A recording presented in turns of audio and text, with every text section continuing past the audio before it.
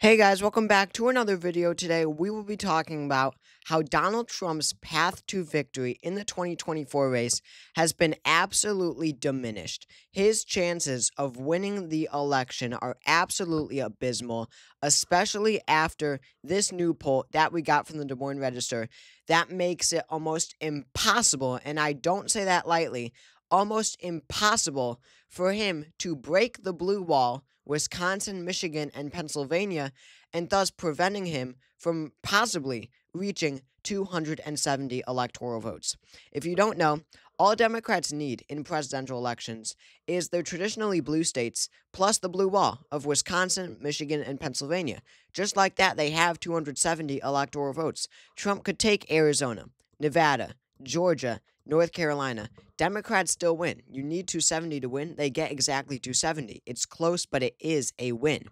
In this absolutely insane poll from Ann Selzer, the most accurate pollster in the nation, which we're about to get to in a second, their past results, shows that Kamala Harris has had an absolute surge in support across the Rust Belt states.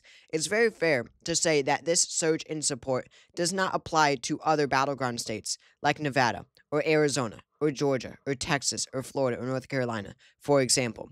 However, it is undeniable that this poll translates directly to a strong showing for Kamala Harris across the Rust Belt battleground states. This is my forecast right now. I am very bullish on Harris. I think compared to other forecasts. Whoops, not tilt. I'm so used to putting it as a tilt state, but they are all lean. And it's already very much of a blowout, 319 to 219. So it would already take a lot in my forecast, a substantial error, a substantial upset for Donald Trump in many of these states, for him to win Georgia, to win North Carolina, to win Arizona, to win Nevada, because data like this is important. Of course, this isn't going to only, matter in Iowa or the Rust Belt. This insane shift from an 8-point win in Iowa in the 2020 election to Harris +3 in the most accurate pollster, that's an 11-point shift towards the Democratic Party in just 4 years. The truth is that would not just translate to the Rust Belt. That would translate to something more nationwide. But still, even if you're just talking about the Rust Belt, even if you still think Trump takes all of the Sun Belt battleground states and defends Iowa, Ohio, Texas, Florida, that all look increasingly competitive, he still loses because he cannot possibly grab a blue wall state. It is out of the question. So when you look at my forecast, again, everything changed after the Seltzer poll. You see two states that are supposed to be a dead heat, supposed to be extremely competitive, Michigan and Pennsylvania, likely margin states. I don't think I've ever had Michigan or Pennsylvania as likely margin states in my forecast. That would have seemed outrageous just a week or two ago. I mean, literally just the day before the Seltzer poll. This would have seemed impossible for Kamala Harris. However, the truth is it is not at all. So obviously, I think that Michigan and Pennsylvania are gone for Donald Trump. He is not coming back from being down 5 and 5.7%. And even a 3.7% lead for Harris in Wisconsin is hard to overcome.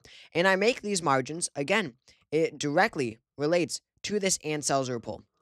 Before we get into the shift and everything, the 11-point shift from 2020, we got to talk about Ann Selzer as a pollster because that is extremely important context. We see in 2020, every poll said that Iowa was tied between Biden and Trump.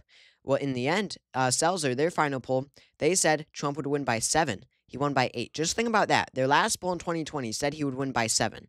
Their last poll in 2024 said he's going to lose by 3. In 2016, they said Trump would win by 7. He won by 9. In 2012, they said Obama in Iowa would win by 6. Would win by 5. He won by 6. They get it spot on every single time.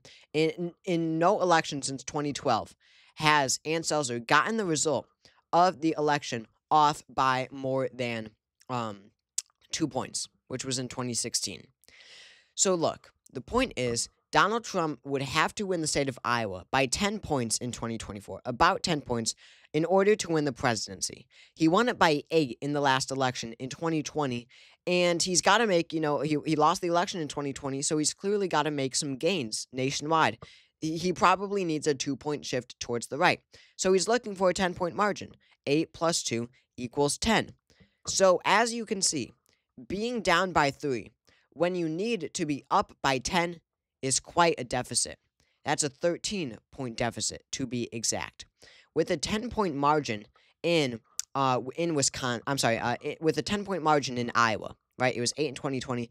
With a 10-point margin in Iowa, a 2-point shift towards the right, Donald Trump would be able to win Wisconsin, as well as the other battleground states. He may be able to win Pennsylvania. He might even, in a good day for him, be able to win in Michigan. But that's being ahead by 10.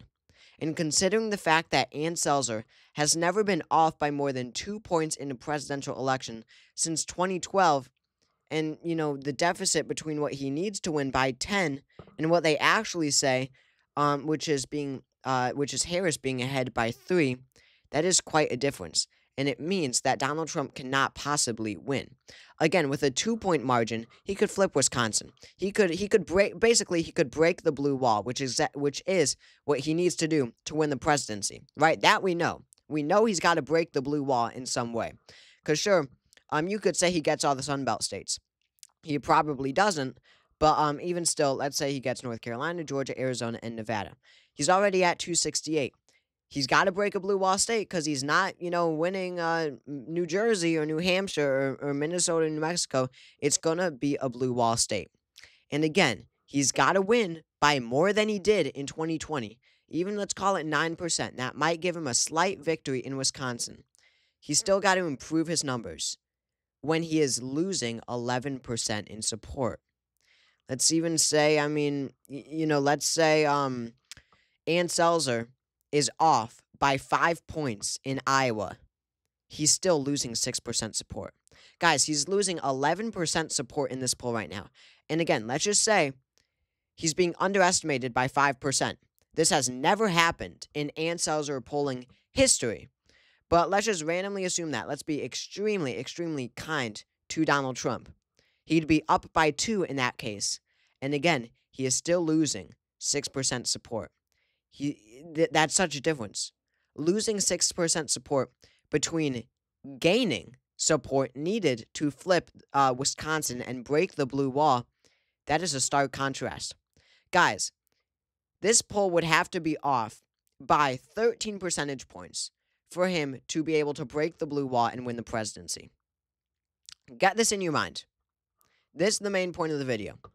Ann Selzer has never been off by more than 2 points in a presidential race since 2012. 2 points since 2012.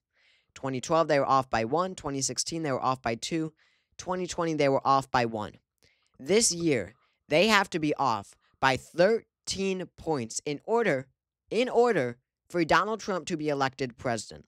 That is out of the realm of possibility. I have that much faith in Ann Selzer. It is simply out of the realm of possibility. So yes, Michigan is likely. Yes, Pennsylvania is likely. Wisconsin is closer to being likely than it is lean. And yes, Kamala Harris is winning every other battleground state, and all by lean margins, not even tilt margins. And when you look at my forecast, you'll notice you don't have any tilt states, which is interesting. But you also notice Ohio, Iowa, Texas, Florida, they're all closer than some of these 7 battleground states that we've been so, conditioned to think as pure toss-ups. But I'm here to tell you they are not. These are not toss-ups. The numbers don't add up. Ann Selzer can't be off by 13 points. It's not possible. And she'd have to be for Donald Trump to win the election. It's impossible. Ann Selzer cannot be off by 13 points. Donald Trump cannot break the blue wall, and he cannot be elected president. No, in fact, he's got to defend Republican territory. I'll be honest, I'm not the most confident on Ohio, which is a 1-point margin right now. Iowa, a 1.3 margin. Texas, which is only a 2-point margin. But I'm more confident in these being so close than I am that, these quote-unquote 7 battleground states are, for going to Donald Trump. I'm more confident that these Republican states, Ohio, Iowa, Texas, Florida, etc., are going to be closer to going to Harris than are these traditionally 7 core battleground states than those their distance from going to Trump. So in the end, this is my final, not current, but final election forecast. Harrison Walz win 319 electoral votes. Trump and Vance win 219. There's simply not a path for Donald Trump. He does not have a path to victory. Again, you always thank me. You all, a lot of Harris supporters thank me for being positive or whatever. That is not my job. This is a completely objective point of view. Donald Trump does not have a path to victory. If I was supporting Harris, I would not tell you all or not tell you all that she's basically guaranteed victory, because then it would mean that you people don't vote. This is completely objective and unbiased here.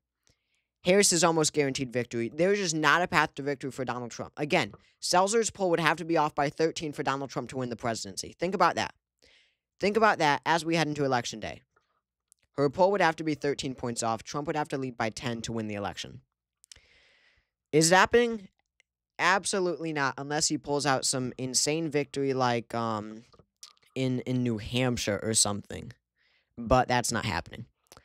So thank you all for watching this video. If you enjoyed it, make sure to subscribe down below. That helps out a lot. Comment your thoughts on this video. Drop a like as well, and I will see you all later.